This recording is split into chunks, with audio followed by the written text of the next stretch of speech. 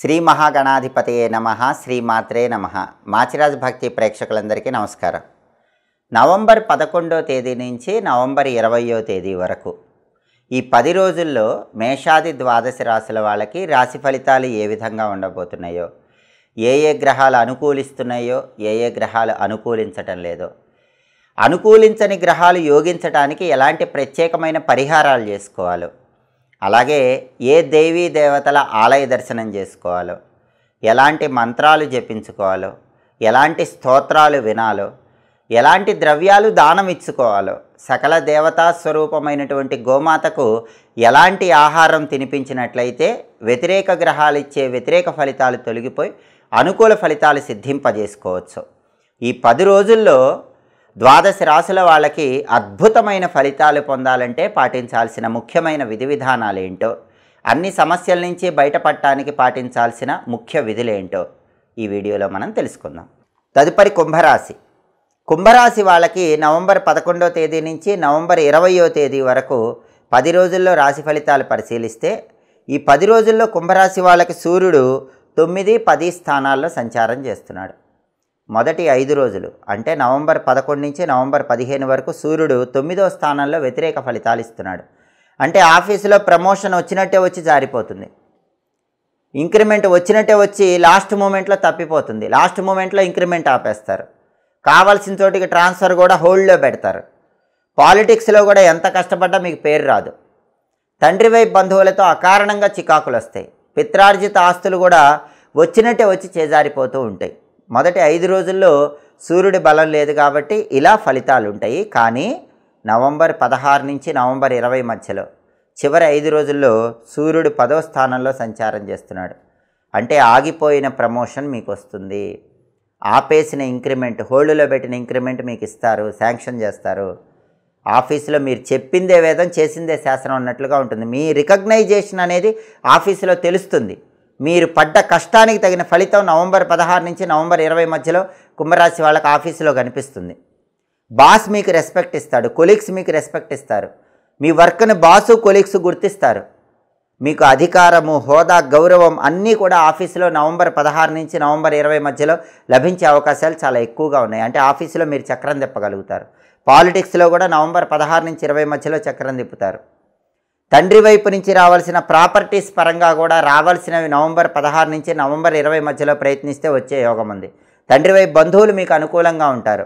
ఆరోగ్యపరంగా అద్భుతంగా ఉంటుంది. సమాజంలో పేరు, డబ్బు, హోదా, పరపతి, గౌరవం అన్నీ కూడా నవంబరు 16 నుంచి నవంబర్ 20 మధ్యలో సూర్యుడి బలం వల్ల వస్తాయి. గవర్నమెంట్ జాబ్ కొట్టాలనుకుంటే నవంబర్ 16 నుంచి నవంబర్ 20 మధ్యలో ముఖ్యమైన వ్యక్తుల్ని కలుసుకొని గవర్నమెంట్ జాబ్ కోసం ప్రయత్నాలు చేయండి. ఆ ప్రయత్నాలు ఖచ్చితంగా విజయవంతం అవుతాయి. నవంబర్ 16 నుంచి నవంబర్ 20 మధ్యలో గవర్నమెంట్ ఎగ్జామ్స్కి సంబంధించి ఏదైనా రాశారంటే ఖచ్చితంగా ఆ ఎగ్జామ్లో టాప్ మార్క్స్తో పాస్ అయిపోతారు. అంత బలము నవంబర్ 16 నుంచి నవంబర్ 20 మధ్యలో కుంభరాశి వాళ్ళకి రవి బలం అంత అద్భుతంగా ఉంది.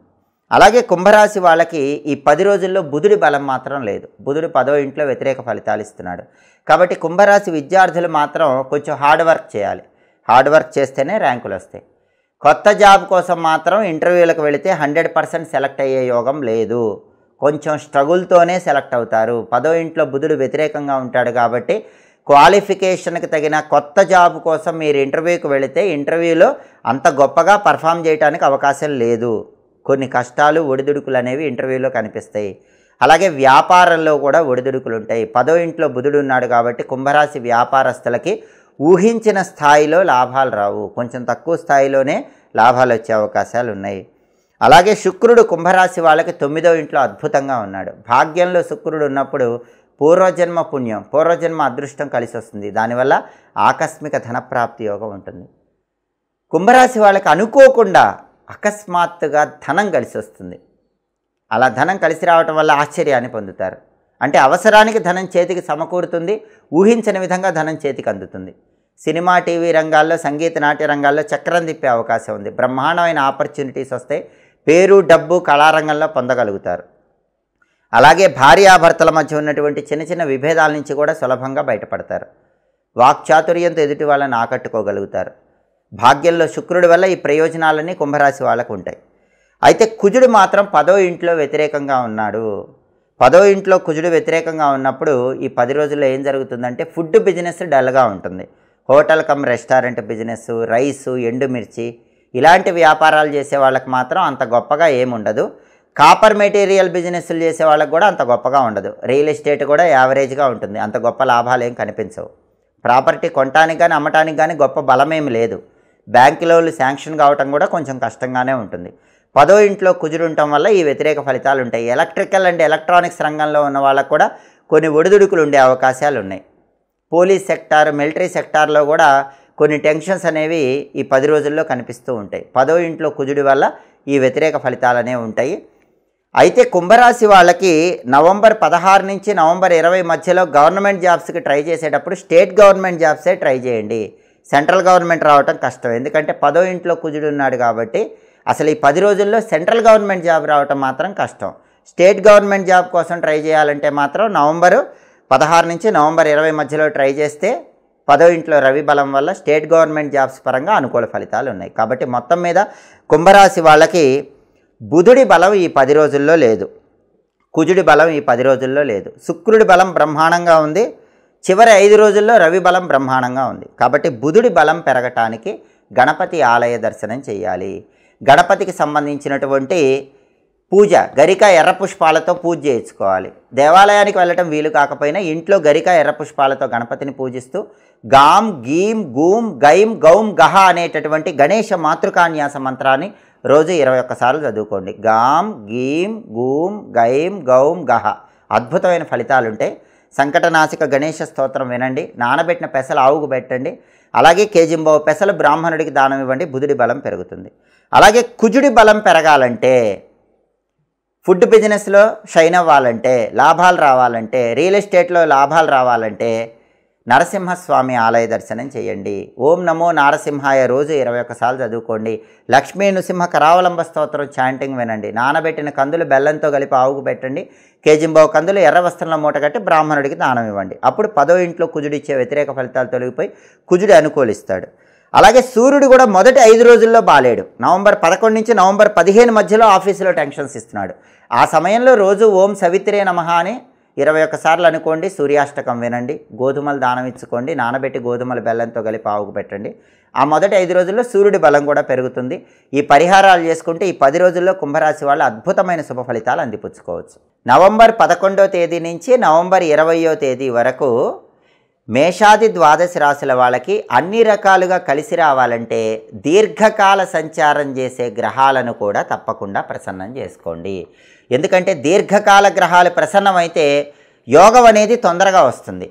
దీర్ఘకాల సంచారంలో మొట్టమొదట దేవగురువు బృహస్పతిని అందరూ ప్రసన్నం చేసుకోండి.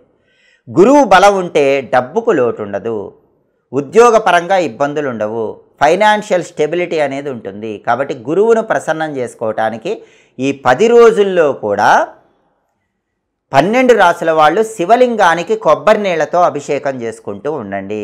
అలా చేసుకుంటే గురుబలం విశేషంగా పెరుగుతుంది. అయితే ఇంట్లో శివలింగం లేని వాళ్ళు ఏం చేయాలంటే, శివలింగం లేని వాళ్ళు ఈ 10 రోజుల్లో నవంబర్ 11 నుంచి నవంబర్ 20 మధ్యలో ప్రతిరోజు కూడా ఇంట్లో ఈశాన్య దీపం వెలిగించుకోండి. అంటే స్నానం చేశాక హాల్లో ఈశాన్యం మూల ఒక మట్టి ప్రమిదలో ఆవు నెయ్యి పోసి 3 ఒత్తులు విడిగా వేసి దీపాన్ని వెలిగించండి.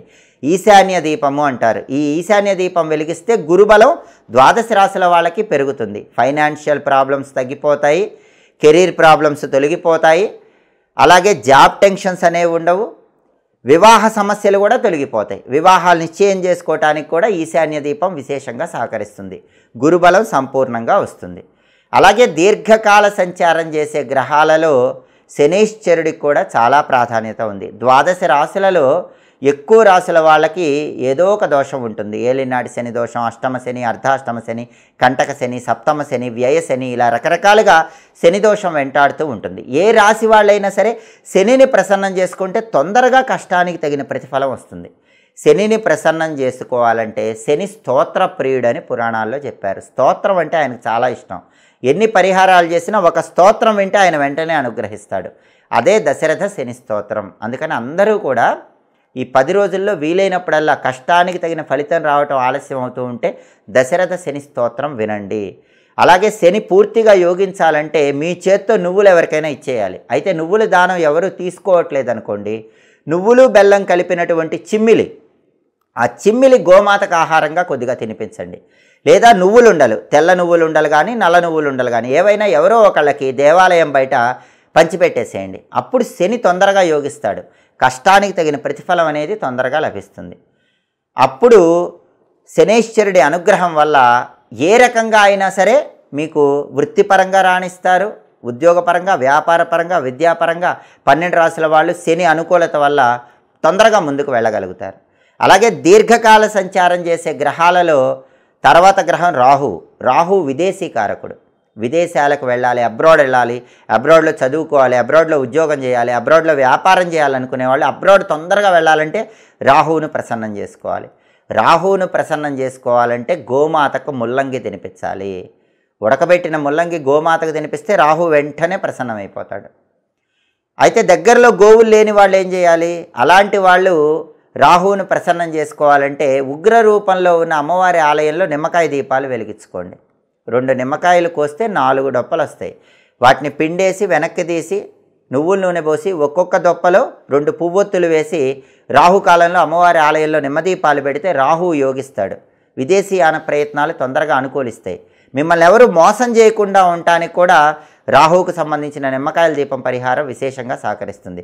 చాలామంది గ్యాంబ్లింగ్ చేస్తూ ఉంటారు. Online trading, share market, speculation, bitcoin ఇలా గ్యాంబ్లింగ్ చేస్తూ ఉంటారు. గ్యాంబ్లింగ్లో కూడా మీకు ఎక్కువ ఫేవరబుల్గా ఉండాలంటే రాహుకాలంలో అమ్మవారి ఆలయ ప్రాంగణంలో, ఉగ్ర రూపంలో ఉన్న అమ్మవారి ఆలయ ప్రాంగణంలో నిమ్మదీపాలు పెట్టుకోండి. దేవాలయానికి వెళ్ళలేకపోతే ఇంట్లో మాత్రం నిమ్మదీపాలు పెట్టకూడదు. మీ ఇంటి ఆవరణలో తులసికోట దగ్గర నిమ్మదీపాలు పెట్టుకోండి. రాహు యోగిస్తాడు, గ్యాంబ్లింగ్లో లాభాలు వస్తాయి, అబ్రాడ్ ఛాన్సెస్ బ్రహ్మాండంగా పెరుగుతాయి. ఇక దీర్ఘకాల సంచార గ్రహాల్లో ఆఖరిది కేతువు బలం లేకపోతే అన్ఎక్స్పెక్టెడ్గా ప్రాబ్లమ్స్ వస్తాయి. ఈ 10 రోజుల్లో 12 రాశుల్లో ఏ రాశి వాళ్ళకైనా అన్ఎక్స్పెక్టెడ్గా హఠాత్తుగా ప్రాబ్లం వస్తే మాత్రం వెంటనే కేతువును ప్రసన్నం చేసుకోండి. కేతువును ప్రసన్నం చేసుకోవాలంటే నానబెట్టిన ఉలవలు గోమాతకు తినిపించాలి. లేదా కేజింబావు ఉలవలు రంగురంగుల వస్త్రంలో కట్టి బ్రాహ్మణుడికి దానం ఇవ్వాలి. అప్పుడు వెంటనే కేతువు ప్రసన్నమవుతాడు. గోమాత దగ్గరలో లేదనుకోండి, కుక్కలకు రొట్టెల ఆహారంగా వేయండి. దానివల్ల కేతువు ప్రసన్నమవుతాడు. కేతువు ప్రభావం కుక్కల మీద ఉంటుంది కాబట్టి కుక్కలకు మనం ఆహారం వేస్తే నవగ్రహాల్లో కేతువు శాంతించి మనకి ఆకస్మికంగా వచ్చినటువంటి సమస్యకు ఒక పరిష్కార మార్గం తెలియజేస్తాడు. అలాగే అనుకోకుండా ఈ 10 రోజుల్లో 12 రాశుల్లో ఎవరికైనా కేతు బలం లేకపోవటం వల్ల హఠాత్తుగా అనారోగ్య సమస్య వచ్చినా, హఠాత్తుగా ఏ సమస్య వచ్చినా వెంటనే ఆ సమస్య నుంచి బయటపడటానికి దగ్గరలో ఉన్నటువంటి గణపతి ఆలయానికి వెళ్ళి గణపతి ఆలయ ప్రాంగణంలో ఉత్తర దిక్కులో 5 ఒత్తుల దీపాన్ని కొబ్బరి నూనెతో వెలిగించుకోండి. వెంటనే కేతువు యోగిస్తాడు, ఇబ్బంది ఉండదు. ఇలా దీర్ఘకాల సంచారం చేసే గ్రహాలైనటువంటి గురువు, శని, రాహువు, కేతువుకు సంబంధించిన ఈ ప్రత్యేకమైన పరిహారాలు చేసుకుంటే ప్రత్యేకమైన సమస్యల నుంచి బయటపడవచ్చు. నవంబర్ 11 నుంచి నవంబర్ 20 మధ్యలో 12 రాశుల వాళ్ళు పూర్తిగా అనుకూల ఫలితాలు సిద్ధింపజేసుకోవచ్చు. ఇవి మేషాది 12 రాశుల వాళ్ళకి ఈ 10 రోజుల్లో ఉండేటటువంటి రాశి ఫలితాలు. ఎప్పటికప్పుడు మీ రాశి ఫలితాలు తెలుసుకోవాలనుకుంటున్నారా? అయితే మాచిరాజ్ భక్తి ఛానల్ తప్పకుండా చూడండి. గ్రహాలు ఏవి యోగిస్తాయి, ఏవి యోగించవు, యోగించని గ్రహాలకు ఎలాంటి పరిహారాలు చేసుకోవాలి, ఇవన్నీ తెలుసుకోవాలంటే మా మాచిరాజ్ భక్తి ఛానల్ తప్పకుండా సబ్స్క్రైబ్ చేసుకోండి. మా వీడియోస్ మీకు నచ్చినట్లయితే మా ఛానల్ లైక్ చేయండి, కామెంట్ చేయండి. మా ఛానల్ వీడియోస్ 10 మంది మిత్రులకు షేర్ చేయండి. మా ఛానల్ సబ్స్క్రైబ్ చేసుకోండి. పక్కన ఉన్న బెల్ సింబల్ నొక్కటం మాత్రం మర్చిపోకండి. సర్వే జనాః సుఖినో భవంతు. స్వస్తి.